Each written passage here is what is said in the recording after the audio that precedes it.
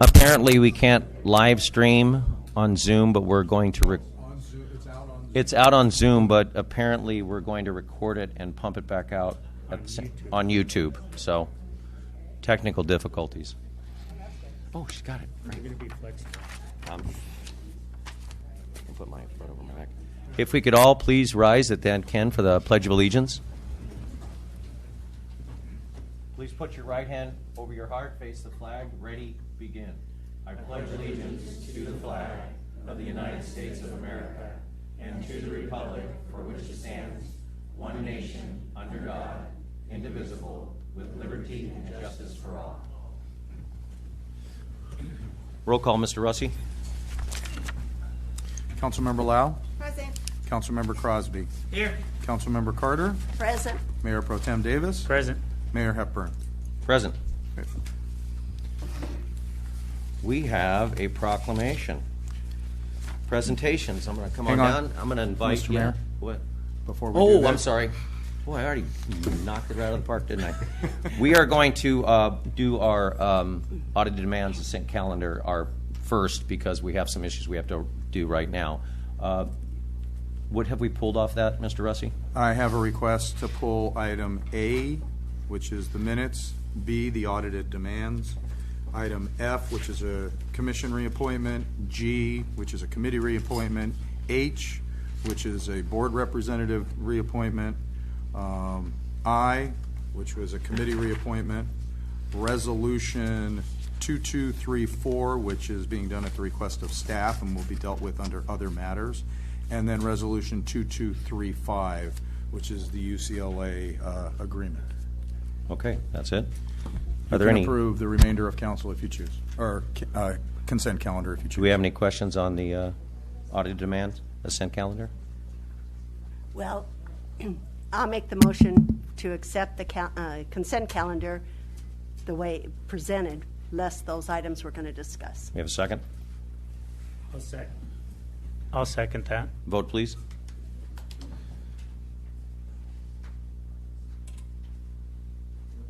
Oh, sorry. That's not the right one. There we go. We're good. Oh, good. Well, I turned the red off. Now we're going to do a proclamation. If I could please have Ryan Harrison, Susan Boyer, Zandra Wagner, Carol Weiss, Christian Bracho, Felicia Espinosa, Alexander Burrell, and Kim. Oh. Do you? Oh, why not?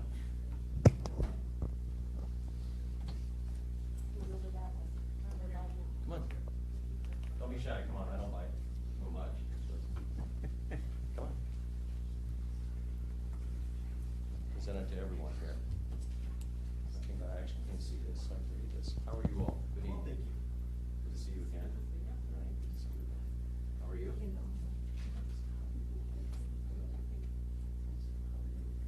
See you. City of Laverne Proclamation. Whereas the City of Laverne stands with the lesbian, gay, bisexual, transgender, and queer community as they declare their pride in who they are and whom they love, and whereas Pride Month is celebrated nationwide each year in the month of June to commemorate the uprising that took place at Stonewall Inn in June 1969, which sparked a liberation movement. And whereas Pride is a time to recall the trials of the LGBTQ community has endured and to rejoice in the triumphs. And whereas LGBTQ Americans have achieved significant milestones, ensuring that future generations of people in the United States will enjoy a more equal and just society. And whereas the City of Laverne stands with the LGBTQ community in the struggle to ensure equal treatment and advocates for LGBTQ rights as human rights so that our city is in a place where all people, regardless of their sexual orientation, gender identity, or gender expression, are treated with dignity and respect. And now, therefore, be it resolved that the City of Laverne hereby proclaims the month of June 2022 as Pride Month in support of the LGBTQ community, and that we, the council members of the City of Laverne, do hereby proclaim and reaffirm our shared values of cultural awareness, social inclusion, compassion, equity, and diversity, We encourage our local community to also commit to these values. Dated this day, June 2022, signed by me. Thank you all very much. Anybody have a word to say? Who would like to speak? I will. Do you want me to speak here or there? Okay, thanks.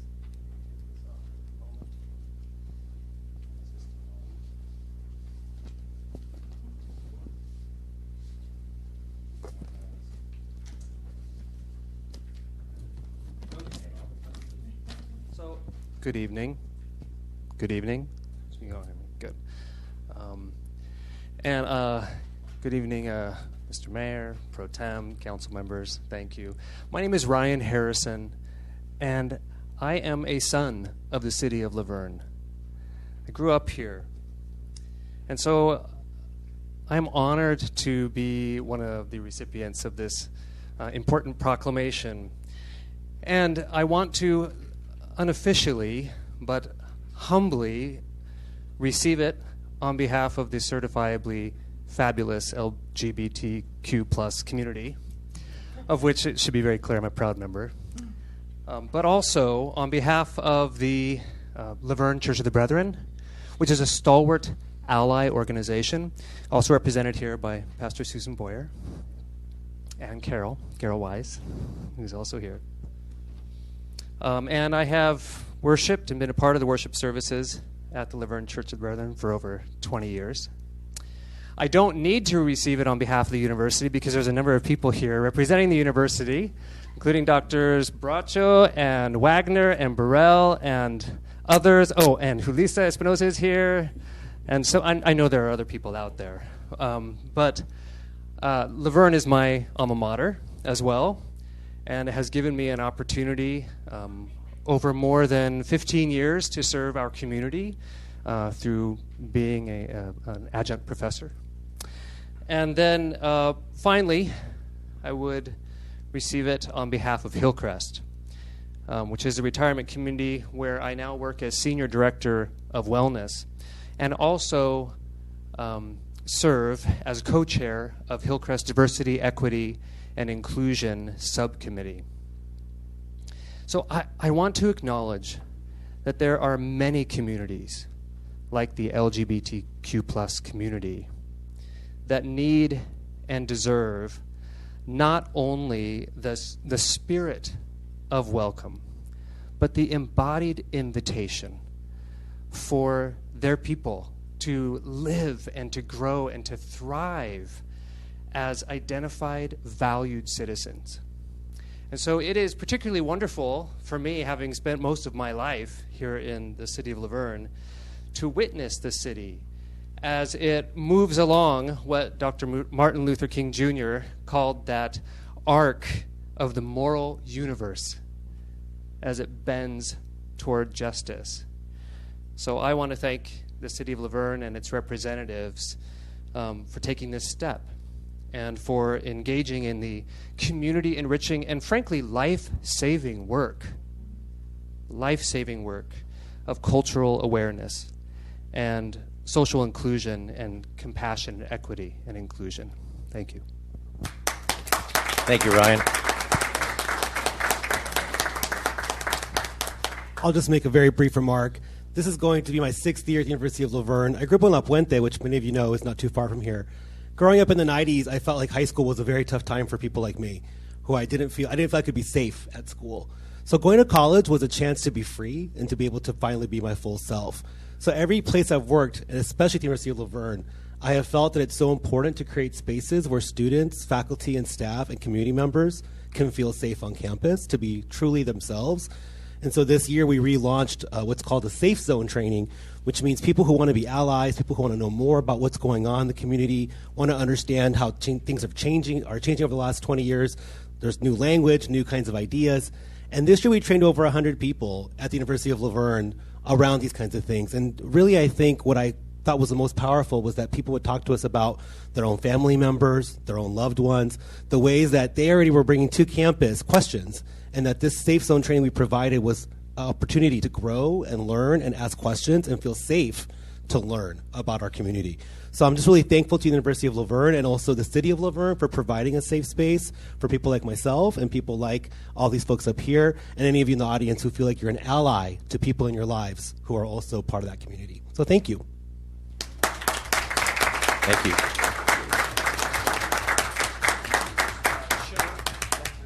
Let's get a picture. Somebody got a phone? You got it. There. Oh, good. Thanks, Ron.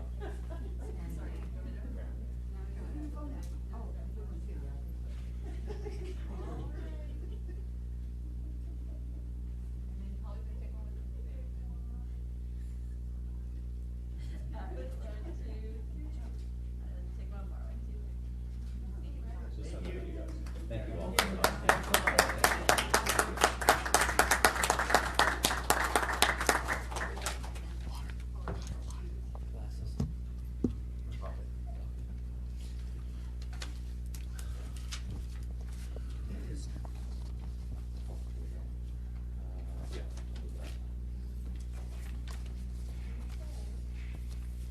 Put my eyeballs back on just a minute. Chief Flores, could you come up, please? We have an introduction of newly promoted police supervisors as follows. If we could please bring you guys up. Lieutenant Corey Leeper, please come on up.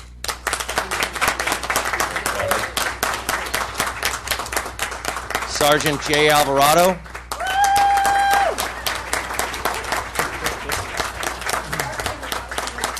Sergeant Martin Weinrob, come on up, or come on down.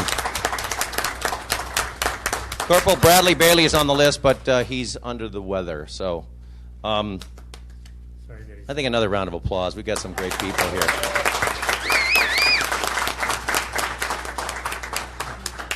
We've got this long bio. It might take me a couple hours to get through this, but everybody sit tight.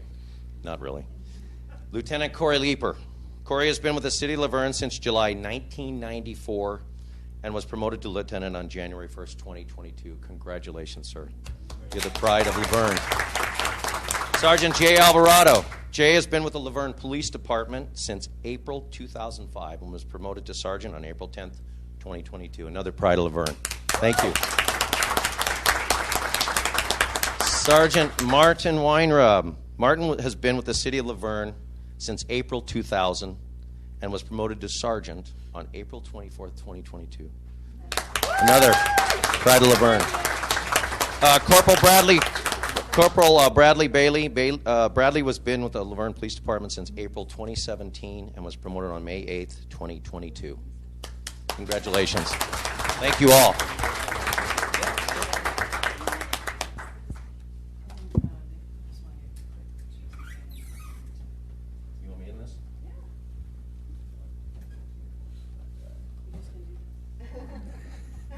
We all do.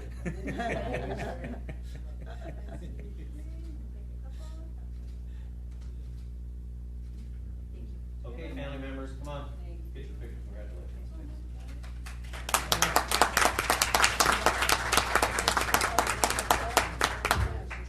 Pictures.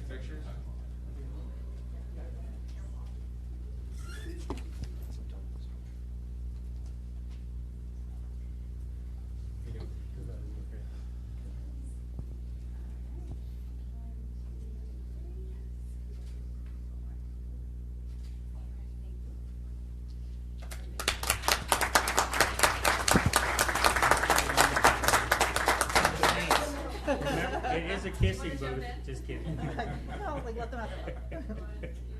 She gets an extra special word for putting up with him.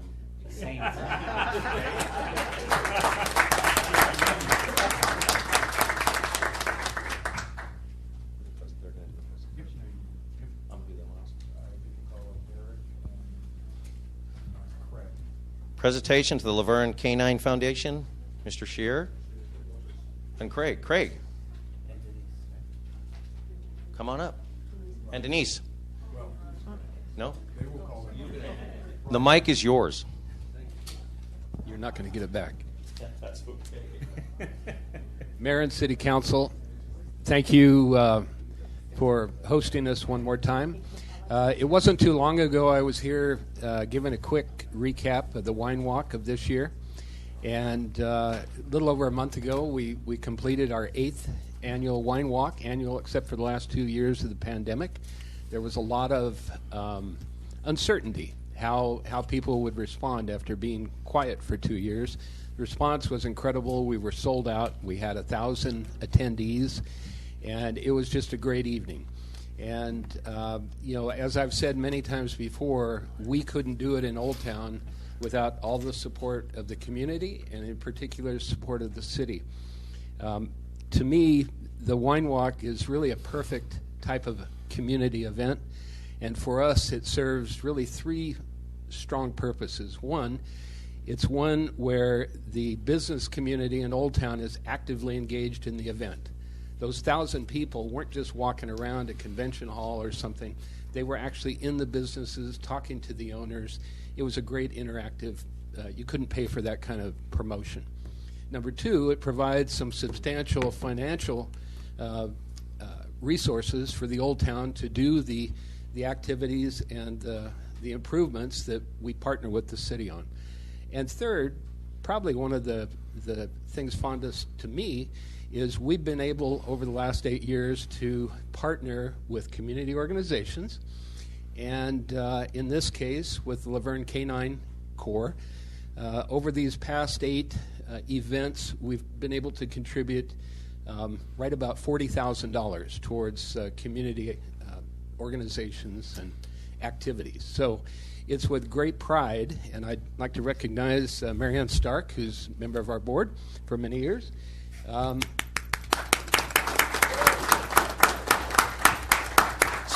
Speech. Yeah, with great pride. We'd like to present. We have a check here. Marianne, would you like to hold the check up? A check for $5,000 to the Laverne Canine Police Foundation.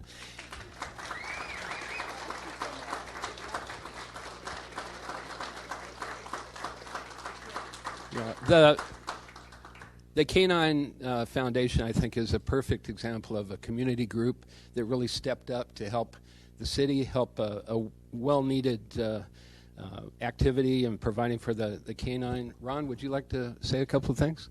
I'd be happy to. First of all, I'd like to just thank the downtown merchants for their generous donation.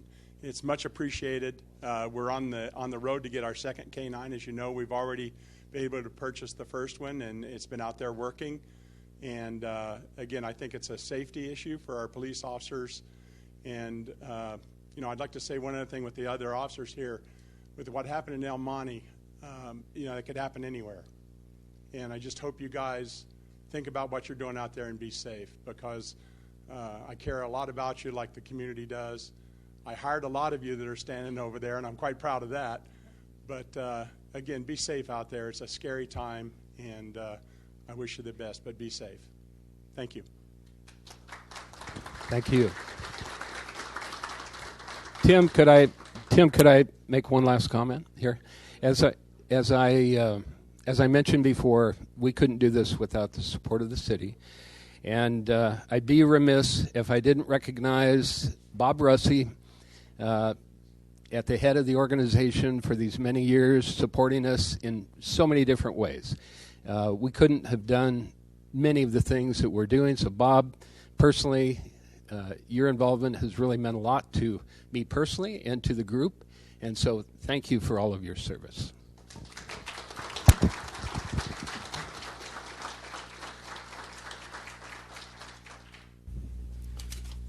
Mr. May, you're up. Announcements. Anybody have any announcements? Not agenda items or comments, but more just announcements, events. Public, yeah, later. Good evening, Mayor, Council members, city staff, and Laverne residents. I just want to bring to your attention we've got 2 good programs this week. The first one is going to be this Thursday, June 23rd, from 2 to 3 p.m. It is being put on by a nonprofit organization called LA Opera, and it is funded by 5th District Supervisor Catherine Barger. It is titled Opera Tales Puccini. LA Opera performers will be presenting some of Giacomo Puccini's, he's an Italian composer, some of his most famous operas. They'll be done in English. And the program is for kids and teens.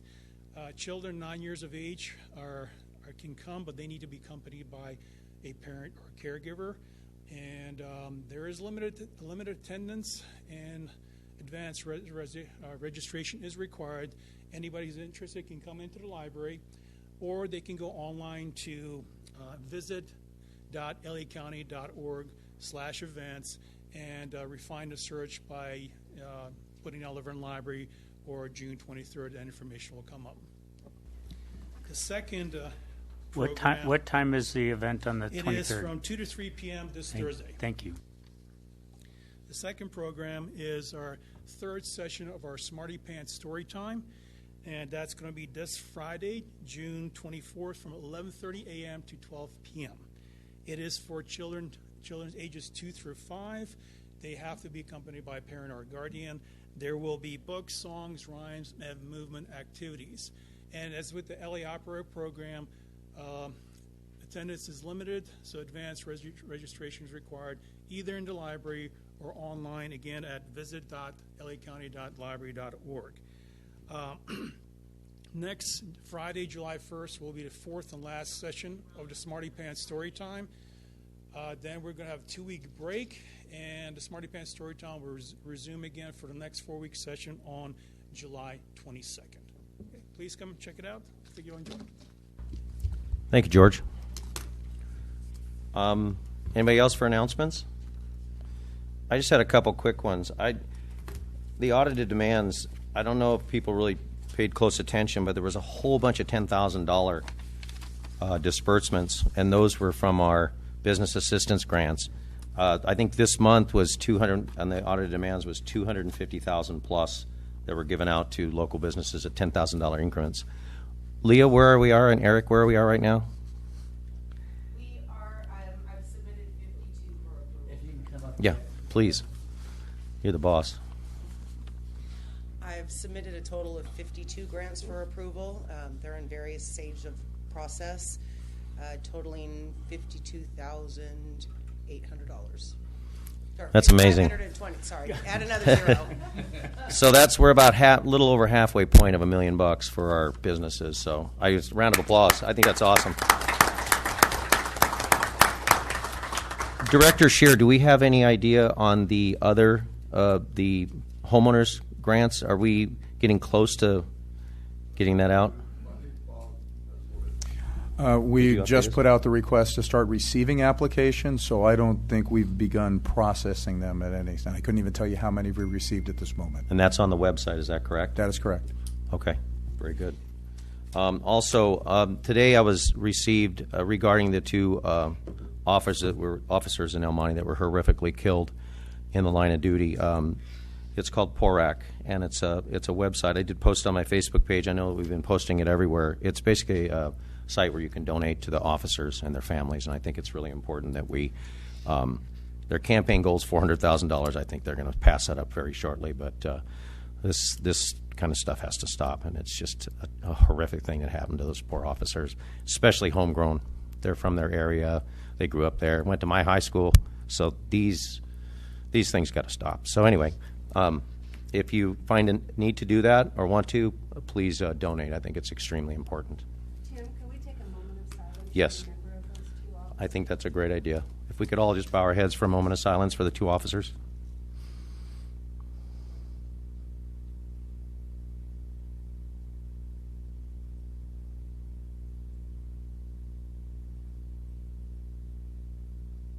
Thank you all. Keep them in your prayers, their hearts and prayers for their family, please. Mr. Russi, we have to go back to the pulled items. Is that correct? That is correct. Can you list them again? Yes, I didn't get them all either. So item A, B, F, G, H, I, Resolution 2234 and 2235. Thank you, guys. 2234 and 2235. And so we want to open up public comment on the people that pulled those. Is that correct? Yeah, so the first two items were requested by Mr. Bowen to be pulled.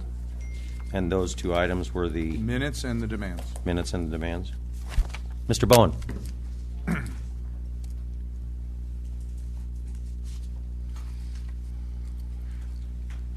Good evening, Council, Mr. Mayor, Mr. Elected Mayor. This is actually a follow-up to the last meeting. I had requested some information, and the minutes currently reflect that the city manager responded to that question. He did not answer the question, but I guess technically he did respond. The next comment in the minutes is that the city discussed the matter, agreed that it was the best practice because staff surveyed 83 cities and what they pay for the same services, and Laverne is still one of the lowest. So I've asked for that information, have not received it. The 10 days per California Public Records Act has passed. I've received something from Loopy that indicated it was due last Friday. So I'd like the minutes to reflect that the information has not been provided and that I'm still waiting. Okay. On the other items? That's it? Yeah. I think mine is answered. I just saw a couple that I was interested in. Check number. Normally I would go to Marla for this, but I understand she's no longer with us. So check number 159423 was for $7,832.94 to Restaurant Supply, and because all the others were $10,000 for the grants, I'm wondering if that was a bill or a grant of some type of partial grant. And also, I think this applies to later. Christine Jackson, check number 159484 for $12,000.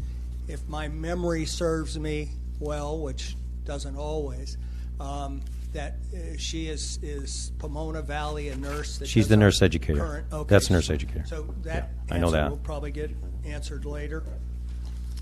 And then there was one for the new fitness company, and I'm not sure how you pronounce Chutz. Is it Chutz Fitness? Oh, Choose Fitness? Choose Yeah. Fitness, sorry. Check number 159558 for $7,892.54. Refund. And I'm just kind of curious why. Refund for overpayment on fees. Refund for overpayment on fees. Yeah. Okay. Did That's you it. find the other one? Thank you.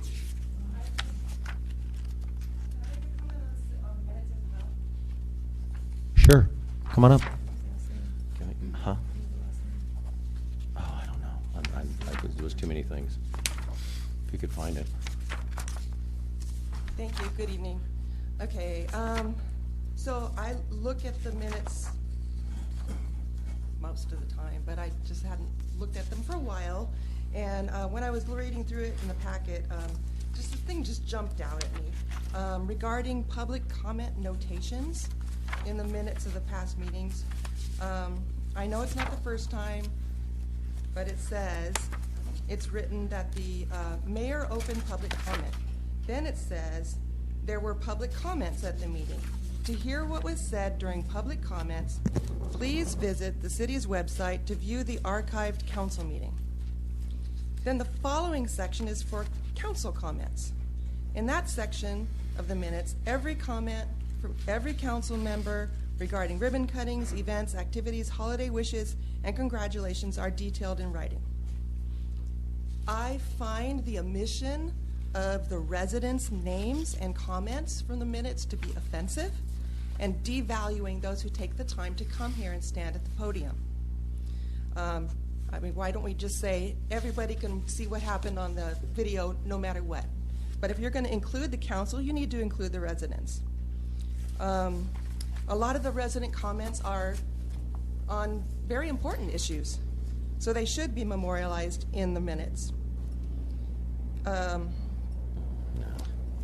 So what I would ask is that you please value the people who represent and give importance of their input on the official records of the minutes.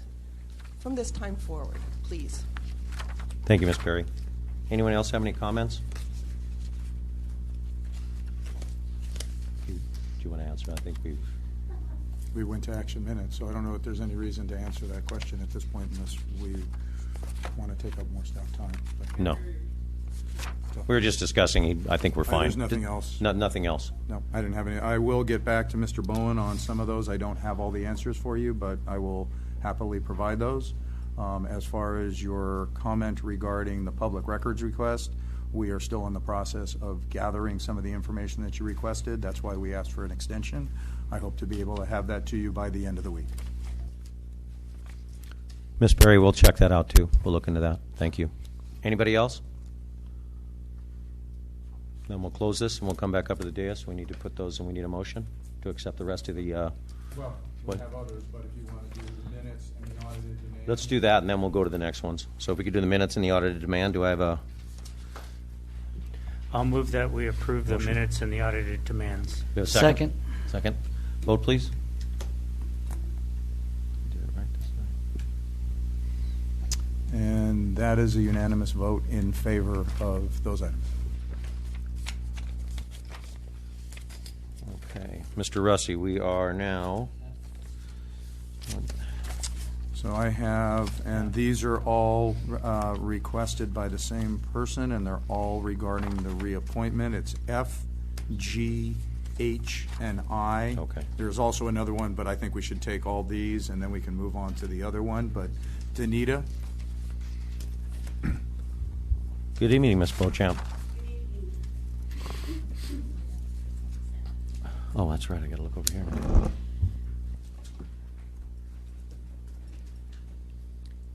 The reason I requested that these items be pulled from the consent calendar is my concern for automatic reappointments. It is comparable to a no contract bid. There's a reason there's an ordinance for no contract bids. Yet, again, the city is picking and choosing which ordinances they want to enforce and uphold.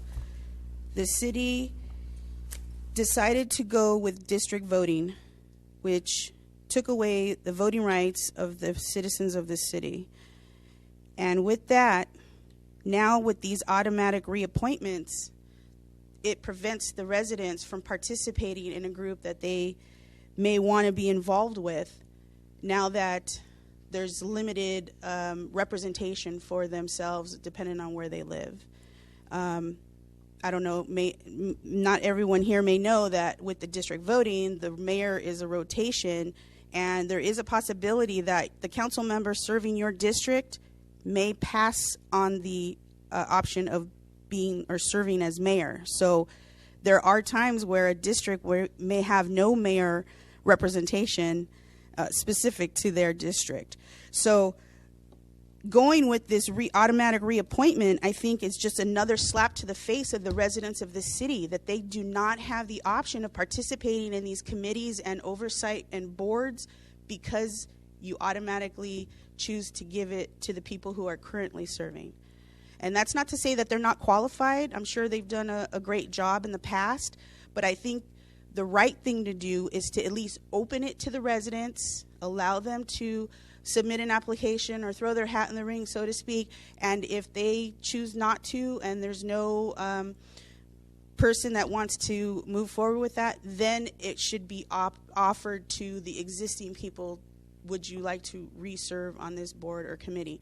We see people serving on boards in the double digits of years, and you know, it's almost like these lifelong politicians. You need fresh ideas, you need new energy, you need new a working environment for these people. And I think when you stay with the same people over and over again, you know, you're discounting that, and it's a detriment to the residents of this city. So I think with the other part of my issue with this is that there are 2 council members that are going to be exiting this council, and these committee members and board members are going to be working for the next 2 to 4 years. Why is this a decision not left for the new council to be made, as they are the ones that are going to be working with these people directly? So I feel that this council should not vote on this tonight. I think it should be tabled until the new council is installed, and they can make that decision on whether or not they want to automatically reappoint or open it up to the residents. And this is my same comment for every single one of these items. So F, G, H, and I. So rather than come up every time across the board. Thank you. Thank you, Ms. Beauchamp. And by the way, thank you for being on the Oversight Commission meetings, as you've been doing for since we stopped. But we must keep our eye on the ball on that all the time, shall we? Thank you. Any other comments? Mr. Bowen, on this item, on F, G, H, and I. That just rattled around. Yes, I'd just like to support Danita. I don't understand why a lame duck session of two council people that have been voted out of office is allowed to vote on anything moving forward. It seems like, again, no one's listening to the citizens. There was just recently a vote. One person chose not to run. The other was voted out of office. His replacement sits in the next, hopefully, 1 or 2 meetings. Why doesn't that person get to decide who they're going to work with in the future? And by the way, just I didn't look at them all, but I looked at the Laverne Oversight Committee. Their next meeting's not scheduled till November. So what's the critical time frame to reappoint those people? And by the way, I think both those people, Kenny Chang and Jennifer Simonson, are great representatives and would recommend they be reappointed, but not by a lame duck group of folks. Please let the new council do what they're now been elected to do. Thank you. Thank you, Mr. Bowen. Anyone else? Anybody on the phone? Nope. We'll go ahead and close that and bring it up to the dais. Does anybody wish to speak on these issues before we take a vote on it? No one? I will. Understanding what the situation is, and I do understand what you're feeling about this, but most of these people on these committees, I was a part of bringing them on, and I'm very proud of that. We had the Planning Commission, for example, Jason Simonson, young, family, school. Jeremy Conrad, young, family, school, lives in historical Laverne. Jason lives in North Laverne, right by Fire Station number 2. Thomas Allison, historical Laverne, family, university. I mean, these are young people that eventually need to take this city over as far as what we're doing up here. We can't do this forever. So I do support that. I understand, and if there's any issue with any one of these individuals, the new council that comes on can make changes down the road if there's an issue, and they'll address it as a council. Senior advisory appointments, the same. I was part of that. Tri-City Mental Health, I was part of that also. I think it was a good decision. Laverne Citizen Oversight appointment, as Mr. Bowen said. Kenny Chang and Simonson, Jennifer, I mean, they're salt of the earth of this community, and they care about what they're doing. So I personally support this. I understand how it might look to you people, but I've supported all these since I became mayor and before. So I'm in support of these people being reappointed. Like I say, if there's issues down the road with the council and there's an issue with the new council, we'll address it as a body and move forward that way. But they've done a really good job. I think staff has been real happy with them. I think that we're moving in the right direction as a community, and I think that they're going to be an asset as they have been. So I'm in support of that. So no other comments? I need a motion. I guess I would be happy to abstain from this vote if that's going to taint the outcome. Absolutely not. You appointed them also. Mayor, I would like to say lame duck is ridiculous to me. We are on the council, elected to do our job until the day that we step down. We will do our job until July 20th. Thank you. I'd like a motion. I will move to approve F, G, H, and I, all the reappointments. So the reappointments for the Planning Commission, the Senior Advisory Committee, the Tri-City Mental Health, and the Laverne Citizens Oversight Committee. Second? I'll second. All vote, please. Motion carries. Unanimously. for the Unanimously. sake that it didn't come up on the screen. The only thing I will add to that is these appointments all come with term limits. I don't believe there's one of them that doesn't, and staff can correct me if I'm wrong, but their reappointment, they're only can serve, I believe, max of 2 terms, maybe 3 in some cases where they're 2-year terms, but there are max on those. And when those do become open, whether it be as a result of somebody stepping down early or them serving their last, maxing out on their terms, it is opened up to the public for that opportunity. So I think it wanna even make states in everybody there, well. Yeah. city manager, that this is his last term. Yeah, so. Okay, then we move to 2234 and 2235, is that correct? Yeah, 2234 is requested by staff. That will be dealt with under other matters. The other one, 2235, is another one that was requested by Mrs. Beauchamp. Ms. Beauchamp.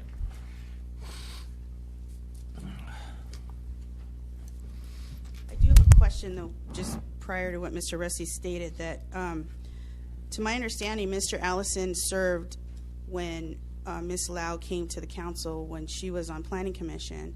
So the time that he finished should have been what would have been her full term. So now he should have to refile or reapply for a position like that. That's one of the examples that I failed to mention, but with that being said, you guys already voted on it. My issue with Resolution 2235 is AB 5 was signed into law as an executive order by Gavin Newsom on November 5th, 2019. That was 2.5 years ago. So I want to know whose responsibility it was to make sure that people are in compliance with contracts for the city, just like the insurance policy that lapsed on the swimming pool, the public pool. Luckily, there were no claims made, but why is it that it's just now being brought to the attention?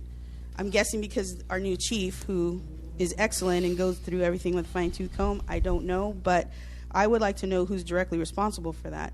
For those of you who are not familiar with AB 5, it is pretty much Newsom took away your right to work as an independent contractor. You could work, a side job, and then you would just get a 1099 and you file that income with your income tax on your tax return. Now you must apply for a business license and you have to be considered self-employed, and so you have to pay yourself like a payroll tax and Medicare and all these things. And so this money that you make, to help your income is being taxed at a much higher rate than what normal income is. And so it's put a huge burden on people who used to work, as the newer generation likes to refer to as side hustles. I am familiar with this because I work as a Little League umpire, including this city. And so I'm just absolutely appalled that no one in this city was aware of this law and this violation with this person. And so I have no fault with what you're doing now to rectify the situation, but why not just hire her as a city employee or a fire department employee and circumvent the entire AB 5 situation altogether? That doesn't make any sense to me. I don't know if it's a budgetary decision or what the real reason is, but I think there could have been other issues or other things that could have been suggested to remedy the situation. So I just feel like this is an example of something that has slipped through the cracks, and then nobody wants to accept responsibility for it. And again, like Mr. Bowen said, these are questions that I probably would have addressed to Marla, but since she's no longer here, I don't know who else is actually handling this kind of issue. So thank you. Thank you, Ms. Beauchamp. Anybody else wants to speak on this item? Nobody, will close it. And Mr. Nigg, Chief Nigg? Well, I'll have Chris come up, and actually the staff report does say it's from the fire chief, so that would have been the appropriate person to ask the question of. But aside from that, as far as not being caught before, I'll let Chief speaks to the rationale of why this is being brought this way versus hiring somebody. But simply put, that was one of the consequences of having interim chiefs. I mean, we're doing our best to keep up with the work that was there, But that's what happens when we had to go a period of time without having any continuity in that position. Nobody's fault. It was just one of those things that, like you said, fell through the cracks. But fortunately with Chief Nig, he was able to take a broader look and see what are some of the things that need to be addressed, and thankfully he pointed this out, and that's why it's here before you. But the reason why we're going about it this way versus hiring somebody, some of those questions, I will let the chief answer to. Sure. Chief Nig. Good evening, Mayor Pro Tem, City Council. When I was first appointed to this position, this was something that was put on my radar rather quickly by JR, and I looked to JR to explain what the agreement was that was put in place for extending our amount of time for us to remedy the situation. At the end of the day, for me, what was presented is that our contract relationship with our current nurse educator could not continue. We were allowed an extended period of time to remedy that, and ultimately we found this UCLA program, which is far above and beyond the level of service that we're giving to not only the community but our EMTs and paramedics now. Ultimately, at the end of the day, it's the same costs for a better program, and it was not only the answer to the AB5 situation, but also, like I said, is going to improve our QA, QI, and continuing education internally. And if I can defer to JR about his conversations, I believe it was with the Equal Employment Opportunity Office. Yeah, thank you, Chief. Through COVID, we actually ended up participating in an audit with EDD because we had some of the contract employees that were no longer to run some of the classes and teams that they were running through, specifically recreation. So they identified some people that we thought were okay, that we actually ran through the JPIA initially when AB5 came out. And then through this audit, they actually determined that it was not okay for us to have that relationship. And so that's why we made those adjustments for not only this program, but for others immediately once we got that notice from EDD. So ultimately, once I figured that out, it took time for me to, first of all, find a replacement program, but then analyze what it was that they offered, and then ultimately determine how much we'd been paying on average to our current nurse educator, and ultimately arrived that we could establish a better product here for what we're paying annually. Plus, Chris can also come back if she gets her proper certifications, and she can be part of that system. Is that correct? So we did find a way to get her into that program as one of their current nurse educators. She has been fantastic for us for the better part of, I believe, 20 years. Ultimately, and admittedly, she will say that this is the depth of this program is far more than she could even offer. The academic content that UCLA offers from the entirety of their health sciences program is something that she just simply doesn't have access to. Ultimately, we connected her with UCLA, and they know her by name. They know her. They work with her in the hospitals, and they ultimately wanted her to work with them and be one of their nurse educators. Ultimately, Chris decided that because of where her future's taken her and her retirement plans, et cetera, that's currently not something that she is interested in. However, if it ever is something she's interested in, they'd be very glad to have her. She's fantastic. She is. She's great. I understand the reasons, and I know that we've been in flux over the last number of years, but reading through that CE certification it needs to be, because that's just a great tool for all of our firefighters, EMTs, everybody to be certified and have those credits to continue to be certified. So I think it's great. I really do. I really appreciate you looking into that, JR. It's just safety for not only our personnel, but safety for our residents, and I think that's fantastic. So absolutely. Thank you. Appreciate it. Motion?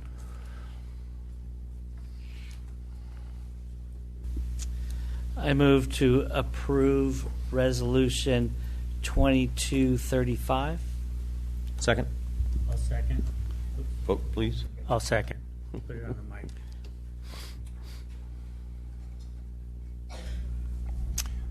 That was approved unanimously. Okay.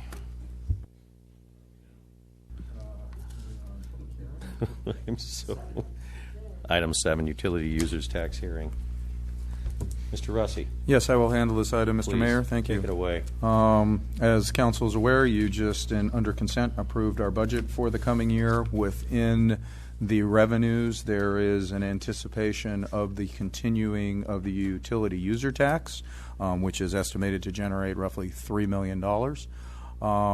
As a result of how that was passed by the voters, there is an annual hearing that's required to determine the necessity for it continuing. And that is why we are bringing this forward to you. As you know, the budget is balanced, but within $100,000. So this $3 million is essential to ensure that we can continue to provide the same level of services that we have in the past. So with that, I am seeking council's approval for continuing of the UUT as required on the ordinance. We need to open up public comment. Public comments open. Does anybody have any comments or concerns on this issue?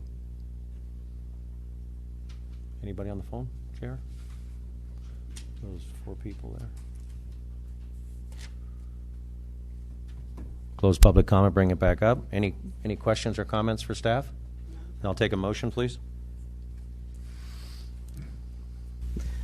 I move to approve ordinance number 955 for the city's proposed 2022-23 budget fully utilizes the $3 million of the UUT revenue estimated for the fiscal year, indicating that the UUT should be continued.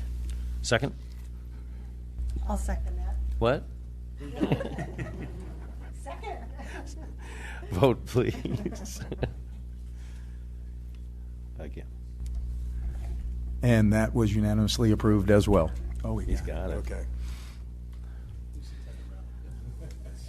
Mr. Russi, we move to item 8A, Laverne Chamber of Commerce Partnership Agreement. This will be handled by Eric Scheer. Director Scheer, good evening. Good evening, Mr. Mayor, council members. This is the Laverne Chamber of Commerce has submitted their annual agreement for the next fiscal year, which is predominantly the same as the current agreement is in place, with one major exception. Well, one exception is that they are requesting additional funds of $45,000 total of the subsidy from the city. The last time the city increased the subsidy was in 2014, so it has been 8 years since that's happened. And so, along with that, the other change in the agreement is that the chamber would take on the responsibilities of hosting the council candidates forums when those occur, which it does have some direct costs to the city when the city was sponsoring those. So there will be a cost savings in those years that there is a candidates forum, as the chamber will be financially responsible for putting that on. Based on that, though, the City Council Chamber Liaison Committee, which comprises of Councilmember Carter and Councilmember Lau, and staff are recommending that the council approve the agreement and also the appropriations of the $5,000 because it was not included with your budget that was just approved, because obviously you still need to take this action to approve it. With that, I'm going to introduce Leah Skinner from the Chamber to go over some of the past year's events that the Chamber's done. Who's that? What's her name? Good evening, Leah. Good evening. Thank you so much. In regards to the city partnership agreement, July 1st, 2021 through June 30th, 2022, the Laverne Chamber has implemented all required programs as stated in the agreement and has met the conditions as also stated by the agreement. Under economic development, we did host a physically distanced Taste of Laverne this year. In person at Bracketfield Airport in conjunction with our second annual restaurant week. And this is the way our program is going to be moving forward. We will be having the in-person event at the hangar on a Wednesday night, followed by the restaurant week that Thursday through Sunday. So we really do give a lot of exposure to all our fabulous food in Laverne. Save the date, Wednesday, October 19th. We sponsored our Small Business Saturday event this year. It's the Saturday after Thanksgiving. Raffle tickets demonstrated over $22,000 in sales in a single day.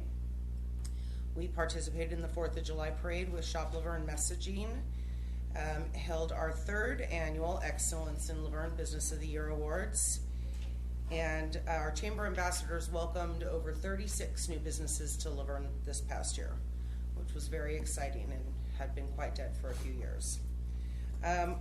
Under workforce development, our Principal for a Day program was not able to be held in person this year because of COVID, but we were able to hold our Teacher of the Year Award in person, and we recognized 13 outstanding educators in Laverne, and they were gifted with 2 very big, very heavy gift bags from donations from all of our members. Actually, very heavy.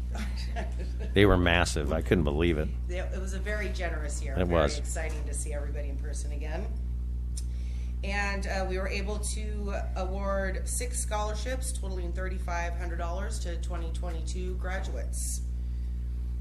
And all these funds were raised through voluntary contributions from over 200 chamber members.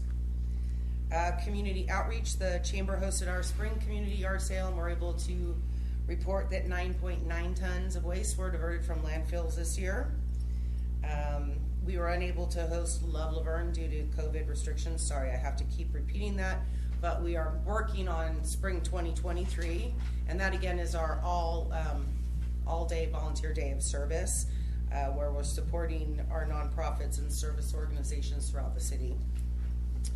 We were also unable to launch our Leadership Laverne program this year. We are looking to launch fall of 2023, and this is an immersive community development program offering a deep dive into the city of Laverne and into each participant's leadership style and strengths to create exceptional future leaders for the city and for our organizations. Under COVID-19 open recovery, I know the mayor mentioned it earlier, we are still in process of getting the messaging out and working with the individual businesses for the Small Business Rescue Grant. So over 52 have been submitted, representing over $500,000. And at the same time, we are actually working with Candace to help her go through the process and finish out all the CDBG grant requirement documents. That's such a fun thing to say. That's a hard one to say. Say it 10 times quickly on one foot. Community Development Block Grant, I know what it stands for. New programs for fiscal year 22-23. We are really focusing heavily on workforce development, so we're actually changing our Principal for a Day into a Career Connections program. The concept is we will be working with the school district and specifically their career technical education pathway programs. We'll be matching them with local industry segments here in Laverne, creating that strategic partnership with the educators and the business community, as well as trying to offer opportunities for the students to have summer internship and summer job shadow programs. We'll also be creating a middle school career fair. So we will be highlighting non-4-year degreed industries, vocational industries, and obviously highlighting Laverne businesses. So putting those kids on the pathway that's not necessarily a 4-year degree, and they'll stay in Laverne and use their education here. This one's a bit of a lap over. So beginning tomorrow, the first day of summer, we are launching our first annual Best of Laverne online voting platform. So we will, the community will have the chance to nominate and vote on their favorite Laverne business, such as Best Taco, Best Hamburger, Best Kids Menu, Best Insurance Agent, Best Plumber, Best Date Night Spot, a total of 75 different categories. Wow. Nominations begin tomorrow, and voting will begin on July 4th. We will be using the parade as an opportunity to spread the word, and voting will close on August 6th, and we'll be announcing the winners and presenting certificates on August 15th. We will also be using that platform as an opportunity for ongoing messaging for the Small Business Rescue Grant. And finally, the members, staff, and board of directors would like to thank the City Council for their continued support of the Chamber of Commerce and steadfast support of the business community. That's all? Any questions? No, I just a comment. I mean, you guys do a fantastic job, and I was at the installation dinner the other night, and it was fun. They had it at the Grill House, right across from Starbucks on Foothill, and food was great, but the people are just so friendly, and you run a great show and a great Morgan and and Juan's now going to be Juan Fuentes' insurance agent, going to be the new president. So, but you guys did a great job as usual, and also with the partnership with the University of Laverne for the business assistance grants. But you guys are rocking it, and I just saw those checks on that red audited demands, and I'm going, this is really cool because how many restaurants? Last time it was $250,000, which was $2,500 increments. It's $1 million. $10,000 goes a long way, you know. And I've already talked to a couple people, and they received it, and they're just tickled to death. So, I have heard comments that these funds are literally keeping doors open. yeah, especially right now. Yeah. Especially with a lot of the businesses, and patience for everyone out in Laverne. That some of the businesses with employees, it's tough. It's slower service. It's just because they don't have enough employees, so it might be an extra 20 minutes. You know, that's just one more drink. Just relax and enjoy yourself. Non-alcoholic beverage or alcoholic beverage. But the point is that patience, and I think appreciate who's there, because they're all experiencing the same thing across the board, all the businesses. So, but thank you very much. Do we have any comments for Lisa? Let Rick go ahead. I just want to thank Leah and all the work you've done. By reading this today, I was driving here to the meeting, just seeing the Chambers shop Laverne signs coming down white. It just highlights things that you do, and quietly as well. But sending updates every single week of what's going on in Laverne and highlighting businesses, really appreciate all the work and what you promote for all of our local businesses. So thank you. Go ahead. Okay, as you know, Wendy and I have been your liaison with the city, and I've been that since you came on. You know, it's my whole 13 years I've been it. So I have seen you grow over the years. You know, you have brought more and more programs to us. You never stop thinking about what next you can do, and you've been so wonderful for the chamber. You built it. You promote Laverne. We need your face there. Working at the chamber many years ago, being the interim back when I was 28 years old, people would stop in to say, well, I want to move to this city, I think, what's it about? So I know how crucial the chamber is, and I'm still trying to find a permanent home for the chamber. They need a place. So if anyone has a building they want to donate to the Chamber of Commerce, but you need a home. You need a place to call the Laverne Chamber of Commerce. Anyhow, thank you for all you do, and continue, and you know I'll be around to help you. Thanks, And just to reiterate, like, I don't know how many people have a chance to get to know Leah. She's around at everything, but she really is one of the backbones of this community. You treat everybody like family, and you are always looking to see what you can do to help someone out, to help a business out, and to make sure they flourish and thrive. And that's no small feat, especially through this pandemic. So I hope I thoroughly appreciate your creativity, your tenacity, and you're just a treasure for this city, and I really appreciate that. So thank you. And your scissors, sharp. But thank you. I forgot to mention Councilmember Lau and Councilmember Carter. Thank you, and Leah, you do a great job. We see you all the time, and it's just amazing. I think we need to go to public comment. So, did you want to go ahead? I was going to wait till after public comment. We're going to open up public comment. Anybody have any? Did Ms. Beauchamp? It looks like you want to speak on this item. If I could see you without my glasses.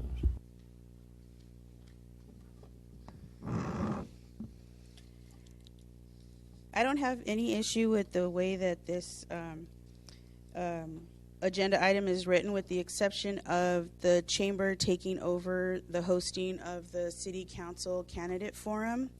I would like to see side-by-side numbers in regards to the statement Mr. Scherer made that there was significant cost savings. And I would also like to know what other groups were contacted in doing this comparison. Personally, I think this is something that should be held by a neutral third-party entity that has zero financial stake, whether directly or indirectly, to the city. And also the fact that it could have been facilitated by a group like a League of Women Voters. They are the host for City of San Dimas, which is the adjacent city. Or better yet, why not create a volunteer group for the city like Senior Advisory and 4th of July? Why not create a committee specifically for that? That is something that would give the residents an opportunity to a new thing to participate in, understand the whole election process, and get involved. I know, speaking to many residents with this last election, that they have contacted the county registrar's office and offered to volunteer. They kept saying they needed volunteers, yet they were never contacted, they were never emailed. So I think the city could help facilitate that and get more people involved. But that is really my only issue about this item, and I agree that Leah does an excellent job with Chamber of Commerce and for our city. Thank you. Thank you, Ms. Beauchamp. Anybody else for public comment? We don't have any hands raised, JR? We're going to close public comment, bring up the dais.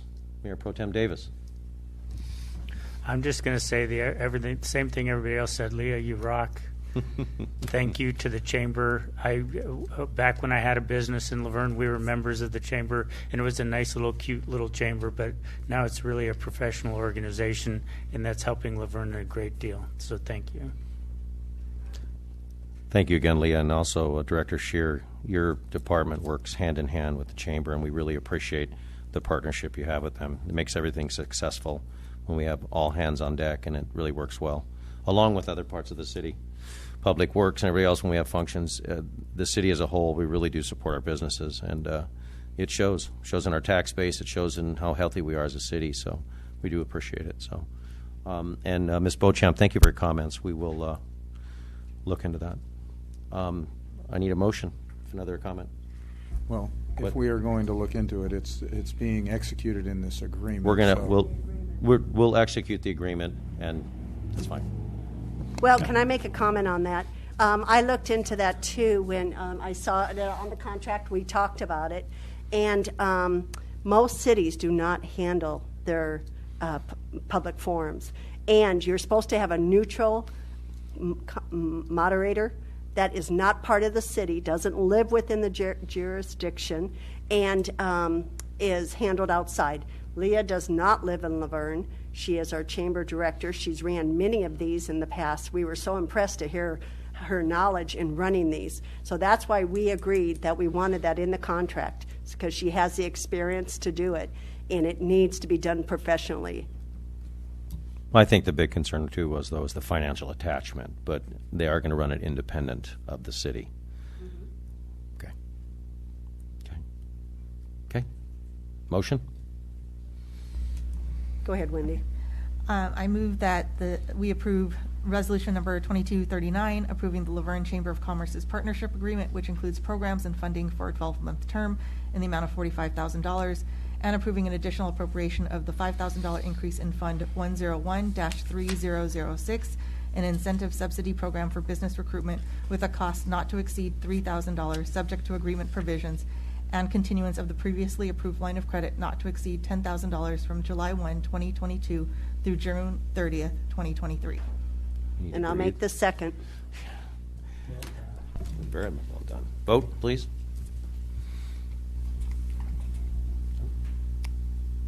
And that vote was also approved unanimously. Mr. Russi, I am lost now. We are on other matters B, and if you'll remember, that also will be tied into that, will be the resolution we pulled from consent. 2240 and 2234. Yes. Yes. Good evening, Mayor and City Council. For your consideration this evening are two retired annuitant agreements and associated resolutions as a result of recent vacancies. The first was pulled from consent calendar item 6J2 on the agenda is for Battalion Chief Kevin Greenway, who retired last week after serving the city for more than 20 years. Staff is desirous to provide an arrangement where he can continue to work for the city for an additional 6 months and no more than 960 hours effective July 1st. It is expected that the 960-hour threshold will occur closer to January, but we are doing the agreement through the fiscal year, which we're allowed to do through PERS, just in case we need that flexibility, COVID being a perfect example of needing that flexibility. If there's a state of emergency that's enacted by the governor, sometimes employees on those retired annuitant agreements are allowed to go past that 960 threshold. The arrangement allows for the appropriate transition of critical responsibilities, the proper selection of a replacement, and appropriate coverage during what is expected to be another busy fire season. Due to Battalion Chief being a sworn safety position, CalPERS doesn't require the retired annuitant action to be done under other matters, and is why it was originally on the consent calendar we had the late arriving item of the second retired annuitant agreement that did need to be under other matters, so that's why staff pulled the first one so we could just do them jointly and explain that. The city also has a vacancy for Director of Finance and would like to enter into a similar agreement with Michael Yelton. As this is a critical position within the city, a recruitment has been initiated, but that process is expected to take some time to identify the best candidate. We're also looking at using a professional recruitment firm to help us with that as well. The situation is additionally challenging considering the timing of the final budget and year-end processes now underway. The city is in immediate need for a seasoned and experienced financial professional such as Mr. Yelton to help the city through this transition. Mr. Yelton has over 30 years of experience providing municipal services to Southern California communities, serving as the Assistant City Manager, Director of Administration Services for the City of Duarte for 15 years prior to his retirement. In this role, Mr. Yelton held overall responsibility for managing finance, budget, personnel, data processing, transit, fleet maintenance, and risk management, making him very well qualified for this role. The city has confirmed with CalPERS that the reasons for retaining Battalion Chief Greenway and Mr. Yelton satisfy the required standards. As such, both agreements will result in cost savings as the retired annuitants are not eligible to receive any benefits outside of their hourly rate. Staff recommends the City Council approve the attached resolutions authorizing the City Manager to execute agreements with Kevin Greenway and Michael Yelton to provide temporary part-time employment. I'd be happy to answer any questions if there are any from council or from the community. Thank you, JR. We have to open up public comment on this, do we not? I think we should. But you should. Let's go ahead and open public comment before making any comments. Does anybody like to speak on this issue, on either of these issues? Mr. Bowen.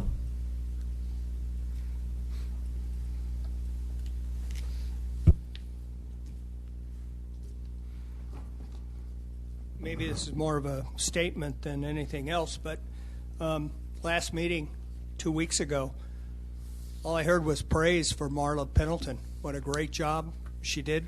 What a great employee she is. Next day, she's gone. Nobody wants to say, did she leave? Did she retire? Did she quit? Was she fired? Over the last 4 or 5 years, for some reason, we can't keep a finance person. I believe it was Richard Martinez, gone. Nathan, gone. I heard Christy Lopez. We always heard her name every year during the budget process. Gone. Why can't we keep a finance person? It just astounds me, and how we find this person in a week.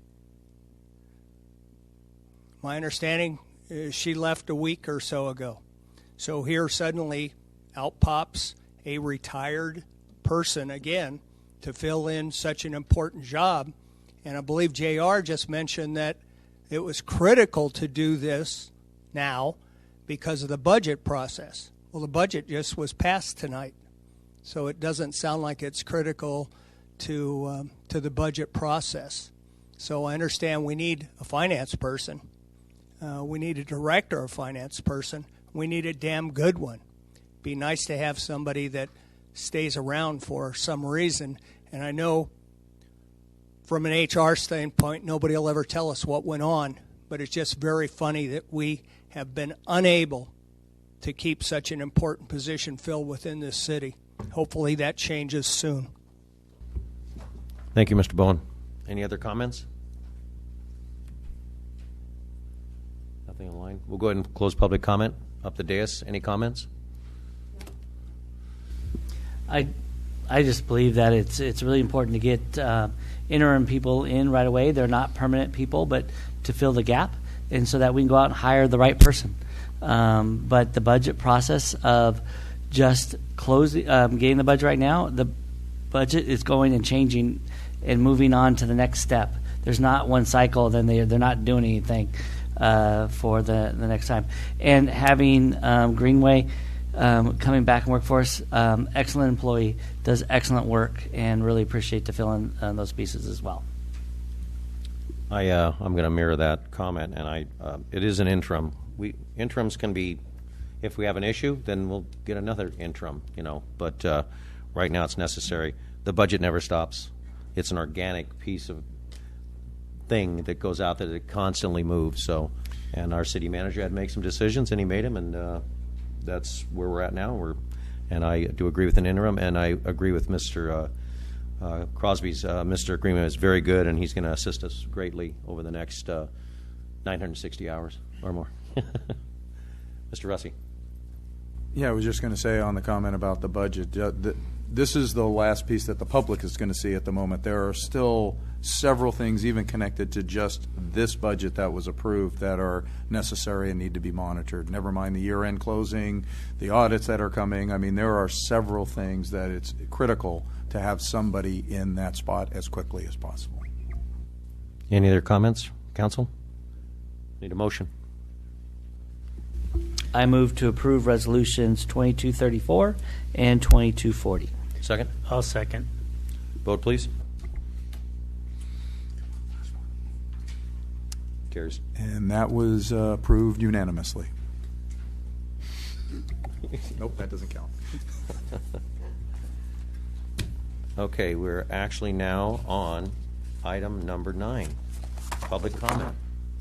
Anybody wish to have public comment? I think Ms. Beauchamp, you signed a card here.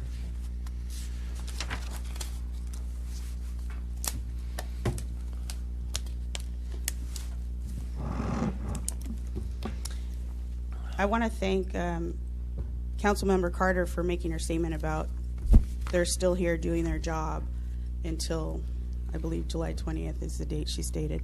The reason for that is because every single person that is on this council right now, including city staff, including the manager, including the attorney, a homeowner came to a council meeting and asked, I mean, he nearly begged for assistance, for something to be done about the speeding on Baseline.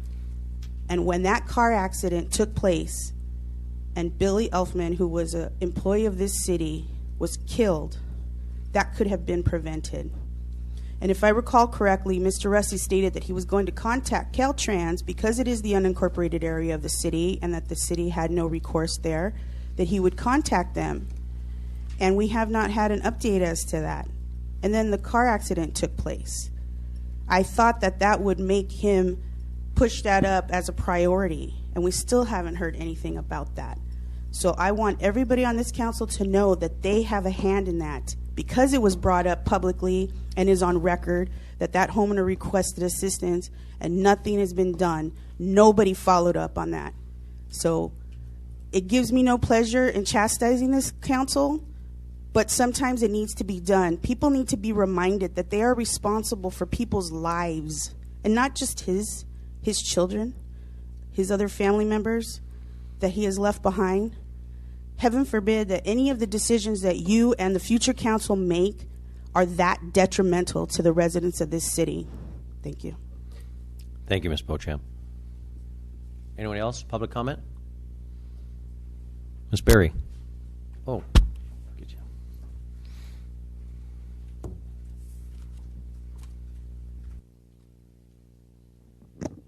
Hello again. Okay, so we just spent some time dealing with a couple interim positions, and I appreciated that being part of a public meeting, something that we could be part of, and I am requesting that the council discuss in public session the action item to appoint an interim city manager for the sake of transparency, for the sake of residents being able to know the process, be a part of the process. I did some searches and found that other cities have had special council meetings to fit in such appointments after accepting resumes and applications for interim position.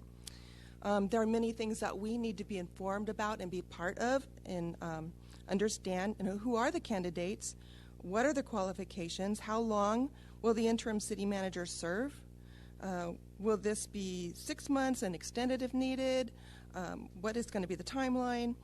And will we be involved in any, participating in hearing any of the ongoing process? City of Santa Clarita chose their interim city manager by a public meeting in April of this year. City of Beaumont appointed theirs in a public council meeting in April as well. So I don't know why Laverne would do a closed session for the same thing. I would really request that that be part of a public meeting. Thank you, Ms. Perry.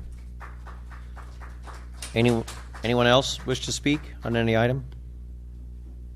Oh, Gary, come on up. I think you gave us pictures. Is that correct? I'm really trying to cut back on water at my house. I sacrificed my front yard because I got a vegetable garden in the backyard. And I get over Emerald Park. We've dubbed it Lake Laverne. That ran for probably 3 days off and on. So I was told by the neighbors on the other side of the freeway, and I witnessed it one day. So I took a picture of it so you can see that. And the water system down there, I think you need to really check the stations because they're going on more than they need to. Why that got like that, I understand it was a broken head. I'm hoping it's fixed. And I think they put new heads on all the sprinklers, not really sure, because now there's perfectly round circles of dead grass, like a spaceship lit there. So it's kind of strange. So I'm hoping this is taken care of, because that's a lot of water. Yes, it is. So I'll leave you with that. Thank you very much. Appreciate it. Mr. Russi, you have this. Director? Okay. It's a plunge. Anyone else supposed to speak on public comment? Lily.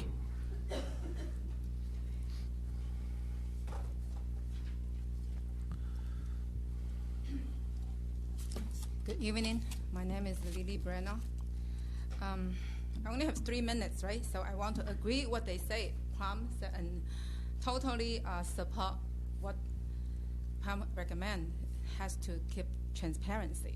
Because it has been very hard to last 2 months, and then we have 3 new council members, and then we'll really, I hope 3 of you, include someone present District 1, Stephen Johnson, will really keep Laverne's future transparency.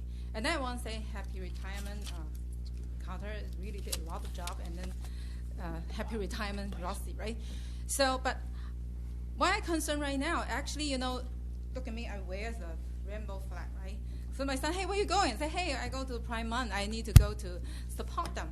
And then he goes, no, it's not right. It's not the same flag. It's 6 color, not 7 color. I'll say, oh, good question. Okay, so for me, my understanding, rainbow is a promise from God. We are a Christian family. They born in Laverne. They raised in church. And now one of my sons refused to go back to church. Why? Brainwashed in school. Okay, my 2 sons. My husband walking back up to pay private school right now. I still went to Bonita school board meeting last week to comment how serious the sex education and CRT brainwash our kids. My 2 kids not in public school, but their friends they are in, right? I couldn't isolate them. I just want to bring up how serious the problem is. The sex education from the January until this month, last month, half years. 6th grade, 7th grade, 9th grade, 10th grade, 4th grade teach together. I mean, in last 6 months, okay? It lasts 2 weeks, 2 to 3 weeks long. It's not 2 to 2 days. It's not birds and bees. It's go to the pornography with an education exemption. Is that serious? I don't want to bring up any words. All the words we talk about, policemen gonna take me in because it's sex assaulting. But my kids' friends, they are legal to sit there 2 to 3 weeks to listen to all the things to them and practice something I don't want to bring up. Just really go to curriculum by your own eyes. As parents, as grandparents, it's happening in our community.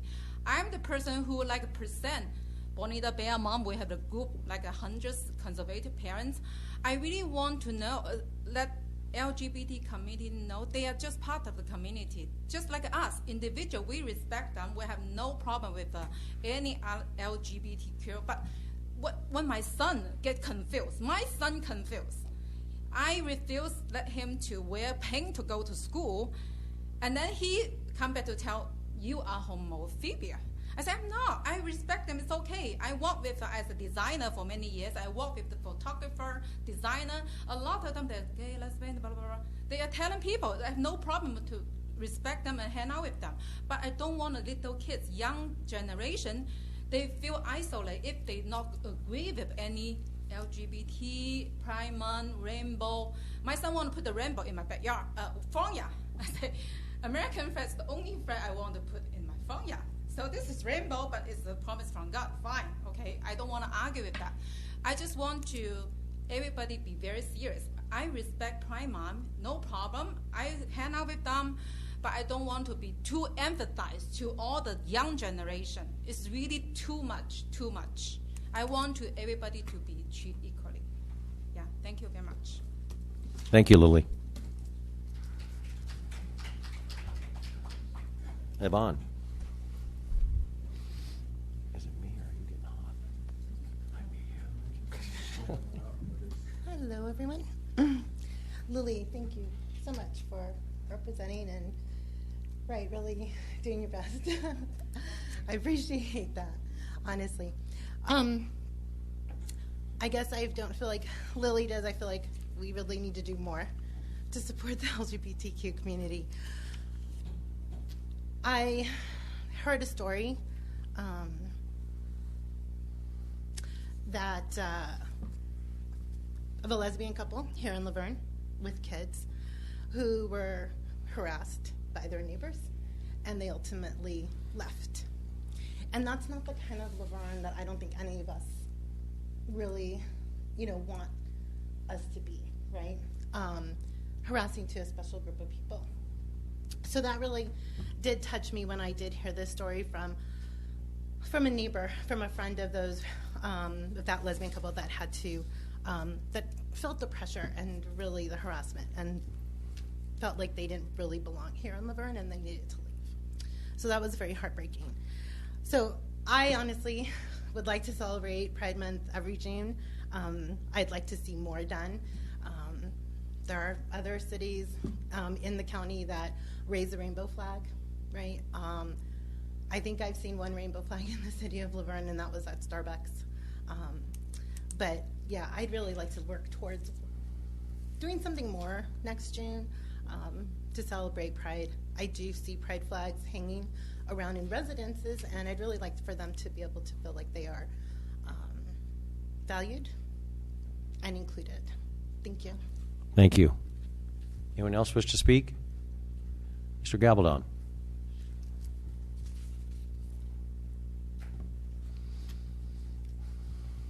I had something prepared, but here's a question. When will the last seating of this council be? I'd like to know for potential future public comment. And then on city business, Mr. Mayor and Mr. Davis, I would like to take you up on comments that were made out of this council in your commitment to follow up for the mobile home communities and putting teeth into the ordinance that is currently disguised as market value. I won't let that one go. Additionally, in clarification for some of the comments that were made earlier about the misalignment potentially of choosing folks for the various committees and commissions, I think that's a result of the election realignment. So I encourage you to go back and look at the things that might have been impacted by changing the election to what it is today versus what it was in the past, because that might alleviate some of the future conversation around, when it is that you should do your job or who should be entitled. Do your job, absolutely, but I think, kind of seeing the forest through the trees, fix it now, you'll never have to worry about that again. And then on a different note, regarding the changes to water usage, it has dawned on me that now that people have their lawns done and have less grass, that they are filling their green cans to less of their capacity. So I wonder if there's any opportunity to go and review the contract with Waste Management as to potentially fewer pickups to save money for the city and for the residents if they're not filling their cans with grass that's not growing because we're not watering our lawns. So thank you. Thank you, Mr. Gabaldon. Any other public comment? Mr. Bowen.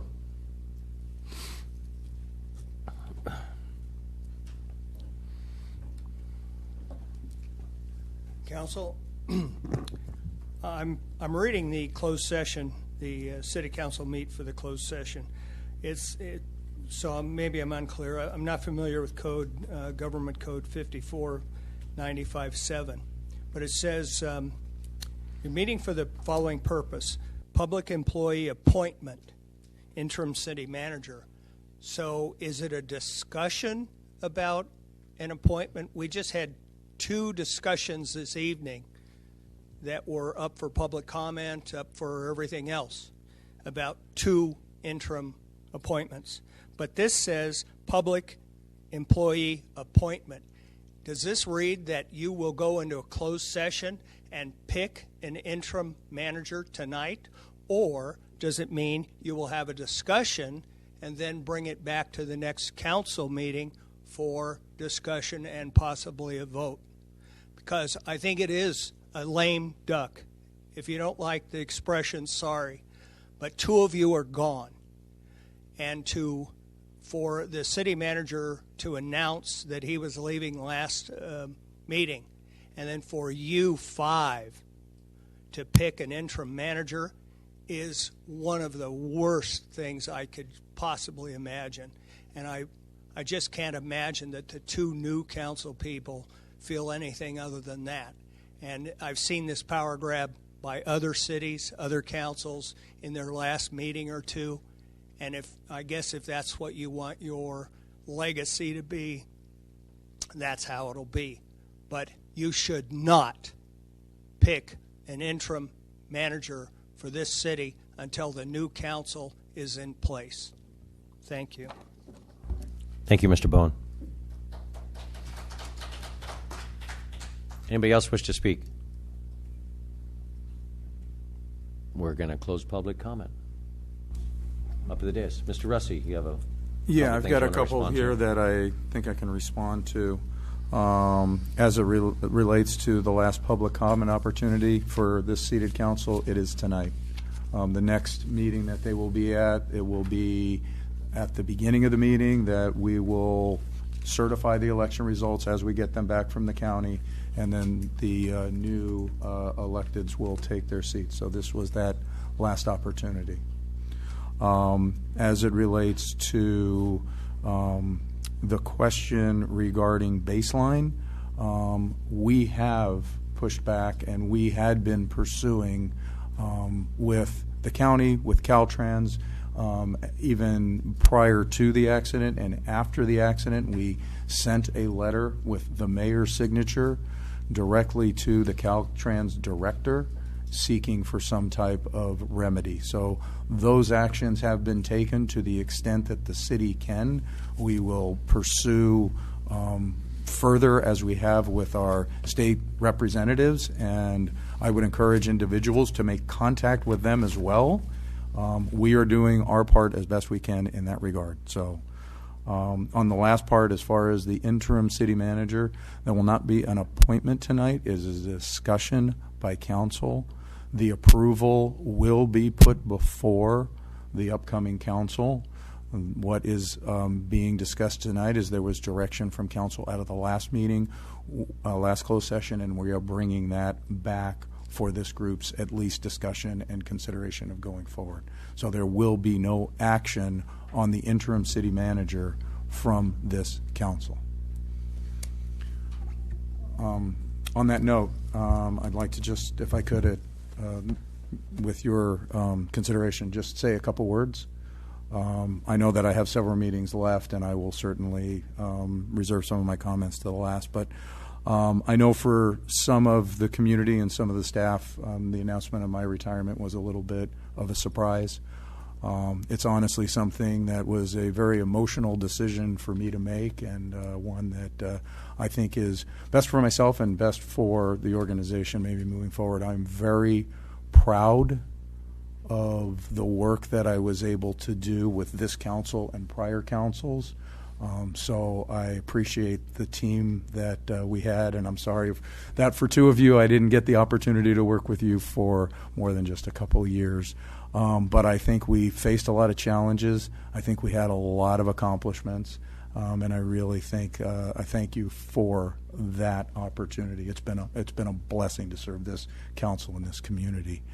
I want the community, staff, and council to know it's my commitment to work with this council to help this transition be as seamless as possible, and identifying an individual that will at least take my seat until they can identify a more permanent sooner rather than later, I believe is an important part of that, to create that soft landing of transition, because that matters to me.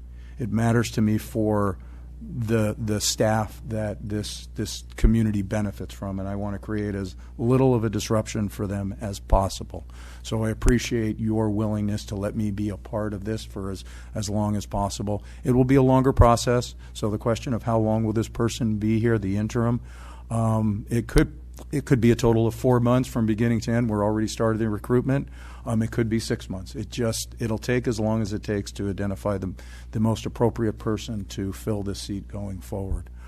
I want to let everybody know that while it seems like a surprise, I think we are in such a great position for a transition. We have a great new management team, very new team that I think is just ripe to pick up and move forward from here. With a new leader coming in that can take and grow from the bones that exist at this point, I think we're positioned well. Financially, we're in a great position. From a management team, we're in a great position. From just a perspective of where we've come in the last couple of years with our fire department, some of our police issues, we're really ready to move forward. And why not make that the time to hand over the reins to somebody new to take it to the next step? So I look forward to working with the staff, the council, and the community to whatever extent while I still remain here. And I look forward to being a part of this transition. But thank you all. I appreciate it.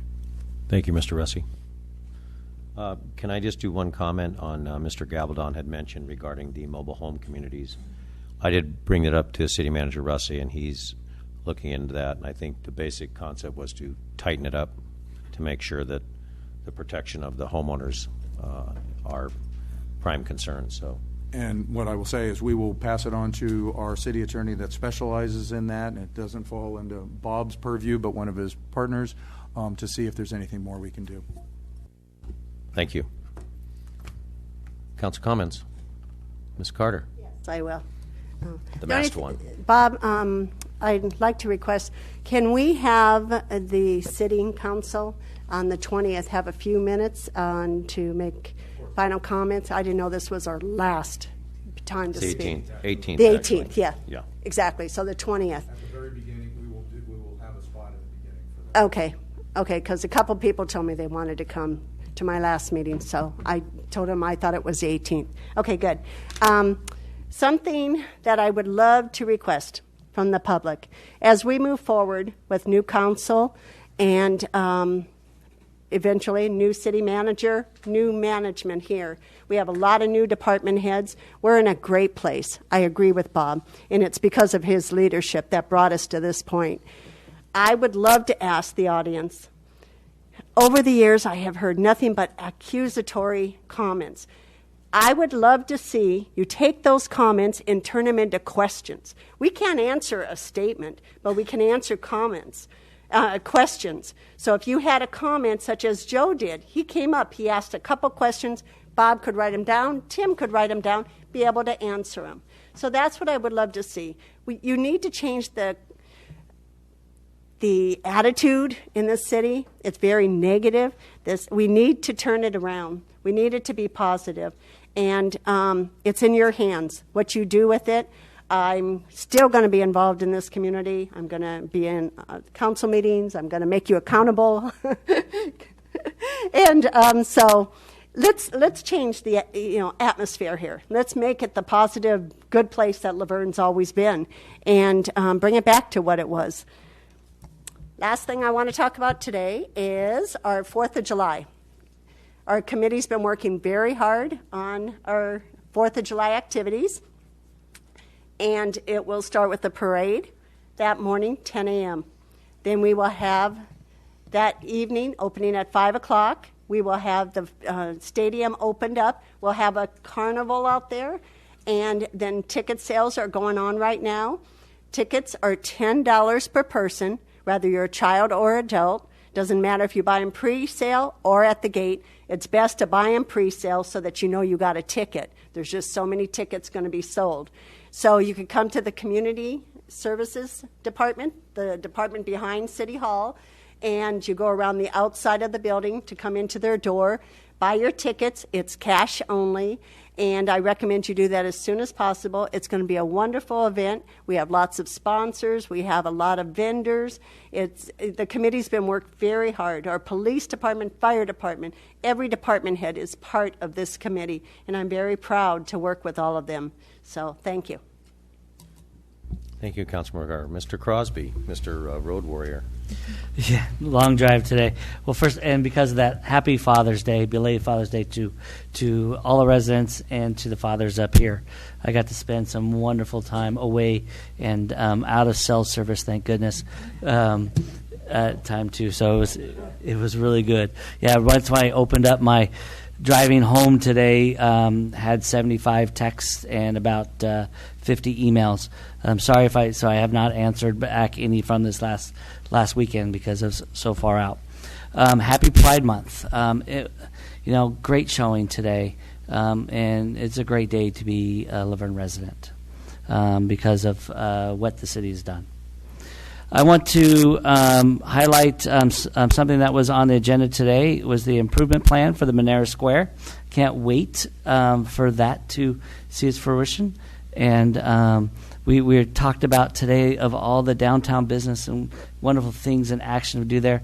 Having that square completed is just really going to really highlight our activities. So that was make sure it passed. And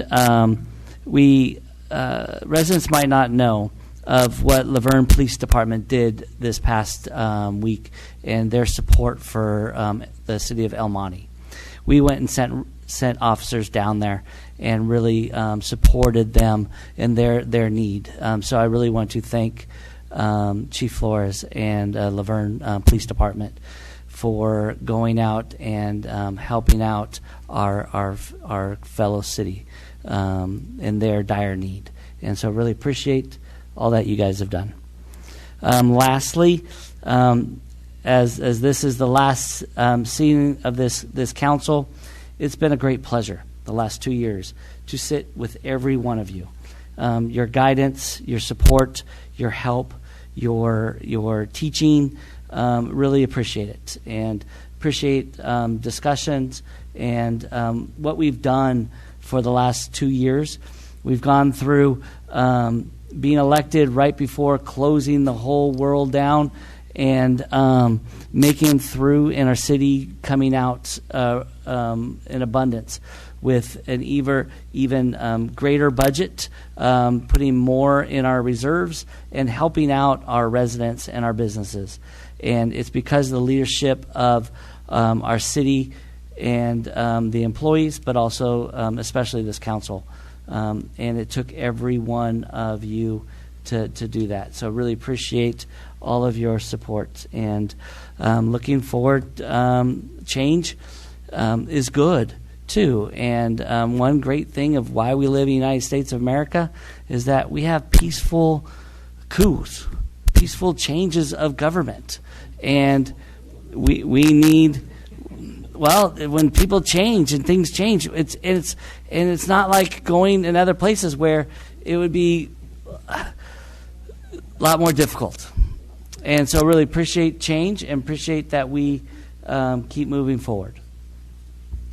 Thank you, Mr. Crosby. Councilmember Lau. I just want to also say Happy Father's Day to all the dads out there, whether you fathered someone biologically or you are a father figure. That role in a child's life is really, really important. This is the first year since the pandemic that we got to celebrate with my dad at home.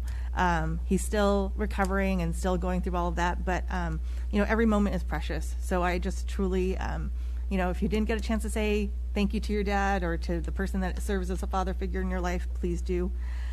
Also, what took place yesterday too was Juneteenth.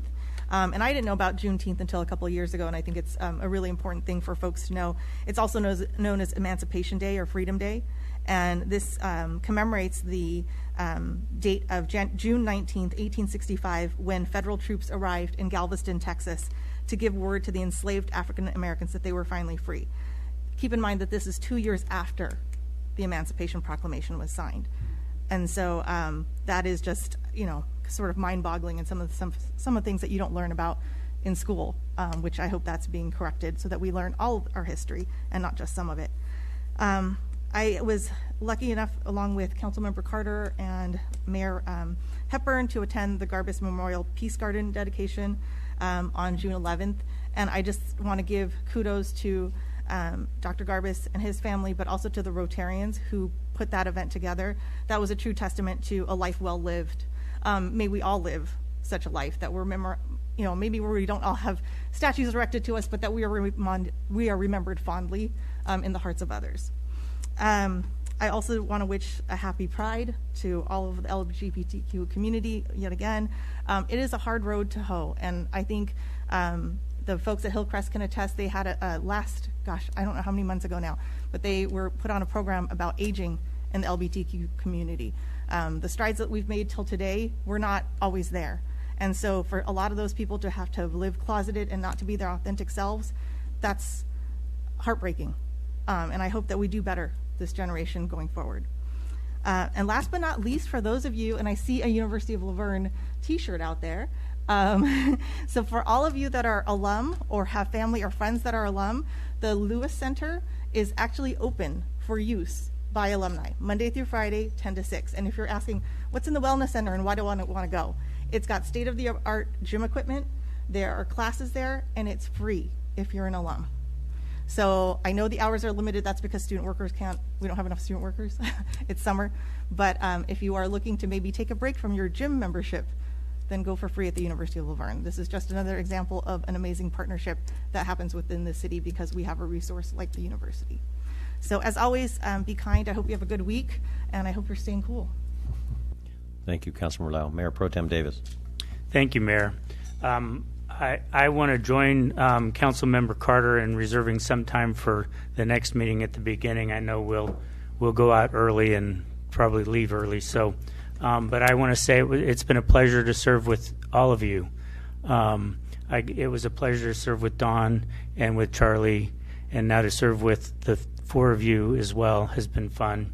It's been challenging. I think we have done great things, especially over these past 2 years, where we've had to do both city business and deal with a worldwide pandemic.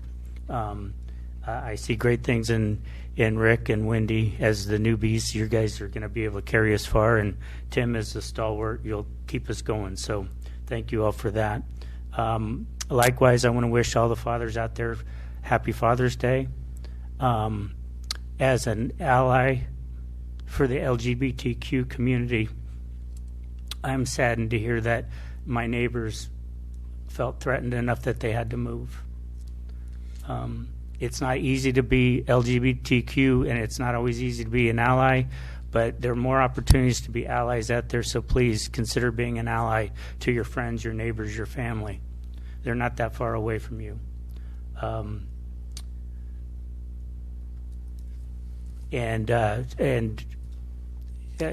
I appreciate Wendy bringing up Juneteenth. I think of Juneteenth as more of a day of observation and remembrance. It's hard for me to celebrate something that took 2 years to happen. So I'm very conflicted about the Juneteenth. I think it should be remembered. It should be a day that stands out. And maybe someday I'll turn to the point where I can celebrate it. But right now, it was 2 years in coming, and that was 2 years too long. Thank you, Mayor Pro Tem Davis. Ditto to all the comments. Happy Pride Month. Happy Father's Day to all those out there. Hope you had a great day yesterday. And also, I want to say that we may not have always agreed on things, Councilmember Carter and Mayor Pro Tem Davis, but we got a lot of stuff done. And with the previous people that were on council and Dawn, we did a lot of things, a lot of good things, and that's put us in the position we're in with good management, good staff, and also our newest council members, even though we got blighted with the COVID thing, but we did survive that. The community survived because we were strong and we were united. So I do appreciate that. You've been excellent at what you've done. So I do appreciate being partnerships with you guys. So also, Garbus Memorial was amazing. Rotary, an amazing job, but also Director Scheer and the city for allowing us to do that. And it's a beautiful. You see people there all the time now, sitting and having sandwiches. It's at Mills Park. If you guys see it, it's a little memorial right as you pass by. Go and take a look. Walk around. It's beautiful. It's gorgeous. Not in the sun. That the benches get a little hot, but when it cools off or in the morning, it's a great place to be. We had the chamber installation dinner, which I'd mentioned when Lee was here. Morgan Sternquist stepped down as president, and she termed out, and Juan Fuentes is now, and it was over at the Grill House, like I had mentioned. It was a great thing. Leah does an amazing job, as we all know. So our chamber is just the backbone of our community, along with our community development department. Joseph Harvey was Eagle Scout presentation this last week before last. There's so many things I forgot. But he made his Eagle Scout presentation, and it's the last of many that waited because of the pandemic that were Eagle Scouts, but they couldn't have their presentation. So that was a great celebration just across the street at the church. And then also, I know, Robin, you couldn't make it to the 50% completion of the gold line. You were well represented, but we had, just to name, Ed Reese, who is the mayor pro tem of Claremont, was the spokesperson, and he's on the gold line, and then Tim Sandoval. But Hilda Solis, our now a supervisor, also with Catherine Varger. Chris Holdem was there. Mr. Rodriguez, another assembly member, Judy Chu, Grace Napolitano, Ara Nigerian, who is one of the founders and proponents of the Gold Line, and Habib Balin, who is the CEO of the Gold Line. It was just a great presentation. The weather was nice. It was blowing and the breeze was blowing, but it was a great presentation. We are 50% completion, and they're promising that it's going to take $750 million to complete to Montclair, but they are promising that, crossing our fingers, that they're going to get it done and be able to complete it to Montclair, and then hopefully to all the way to the airport, which would be just incredible. So, a lot of things going on this week. But thank you all for being here. I really do appreciate your questions, and we may not always give you the answer that you wish to, but we do love our city, all of us completely, audience and all of our staff. We love this city. So, thank you for being here. We have a closed session tonight. Is that correct, Mr. Russi? Yes, Mr. Mayor. Actually, we have a couple of items. First is conference with labor negotiator under Government Code Section 54957.6, and in all represented groups.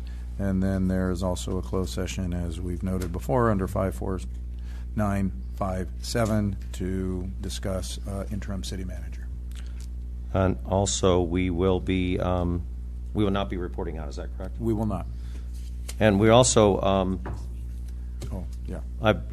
Our next meeting is not July 5th. We are dark. We will be on July 18th at 6:30 p.m.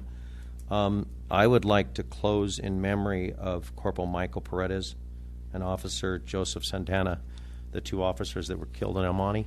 And please keep your prayers for the families, and also donate, if you wish to the what I had given you guys. It's on the website. I don't know if we can post it on the website also. I'll shoot you a link. I think the department has it as well. The department did already, the police department, so look on there. But horrific. Things need to change, but we need to support our brothers and sisters. And thank you, Mr. Crosby, for mentioning that our police department was stellar. I think we had 2 officers. I think we had a lieutenant. We had our command vehicles. We had counselors. We had dispatchers there.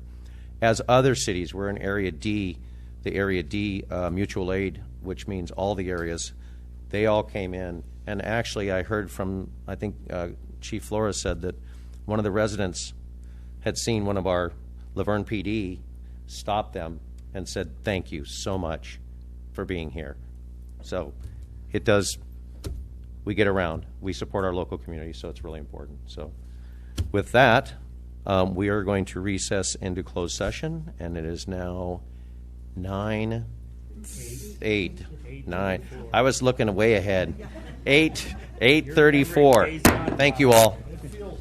It feels